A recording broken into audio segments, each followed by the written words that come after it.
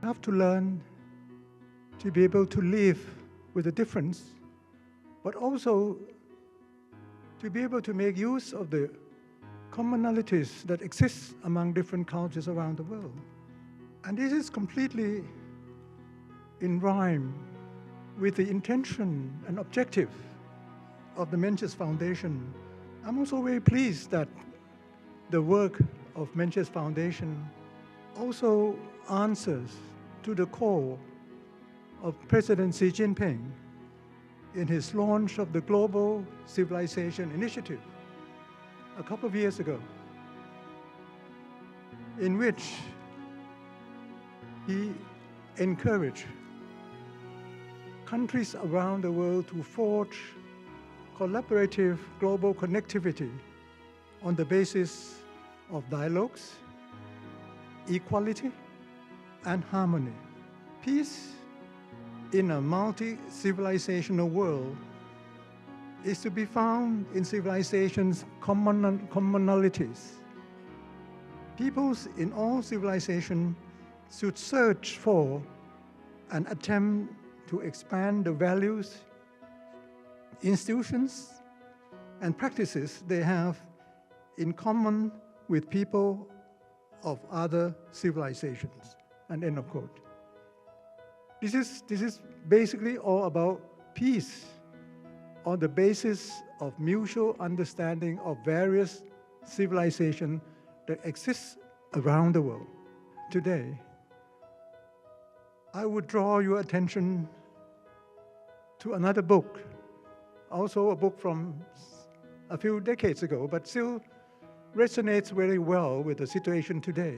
As we have been confronted with all kinds of unprecedented changes, unpredictable, very volatile changes, summarized in the word of polycrisis, from all sides: trade, economics, politics, physical hostilities, warfare, diseases, everything. And the book that I consulted before I came here was a book by Jared Diamond. It's Jared Diamond, called Collapse. The message from the book Collapses resonates so closely to the situation at the moment, because the book discusses the collapses of various civilizations. A few factors that I would like to bring to your attention this afternoon. One factor that civilization collapses because of its failure to anticipate a problem before it actually arrives. Tend to look away when problems arise, and they didn't anticipate it. Second factor of failure is a failure to persist the problems when the problems arrive. We have threats all around the world today. The third factor, which is also crucial, is that even when the problems are there, people fail to find the solutions for it because they never thought about it, they never analyzed it before. They did not have the cultural heritage and a dialectical dialogue accumulated times and again from past generation to generation, and a dialectical dialogue accumulated times and again on climate change, for example. And the many COPs more to come on climate change, the consultation among different members of the global communities. They know that the problems are there, but they don't move. Look at only one basic ingredient of the COP agreement, which is to try to reduce human dependence on fossil fuel. The amount of fossil fuel that we've been using has been augmented from year to year and not reduced. Our chairman, Jeffrey Meng, has already summarized the whole of the centuries-old civilization in China. I would like to conclude a few common fundamental elements that connects and lay the background for Chinese civilization. The first one is the legacy, the heritage. This is something that some of the former civilizations that have actually gone down the drain because they didn't have the accumulation or legacies of the past heritage that would teach people from generation to generation with accumulated knowledge as to how they would react to past crises and how to go about solving them. In the Chinese culture, You look into the philosophy and wisdom of Confucius and Mencius. You look into what Jeffrey was talking about, the wisdom of traditional Chinese medicine, the TCM, the fundamental basis of that traditional knowledge is not purely physically medical. It is the understanding of the universe around you, in your body, and how both the external and internal universe of the bodies and the environment will integrate and confer a sort of balance so that your body will thrive and be healthy. Mencius, if I remember correctly, was born nearly 100 years after Confucius.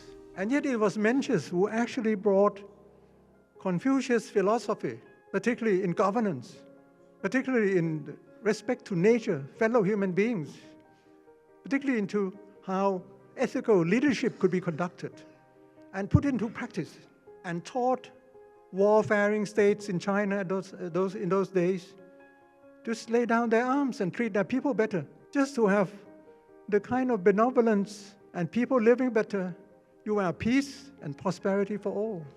And these are actually legacies that has been accumulated not from years to years, but from generation to generation.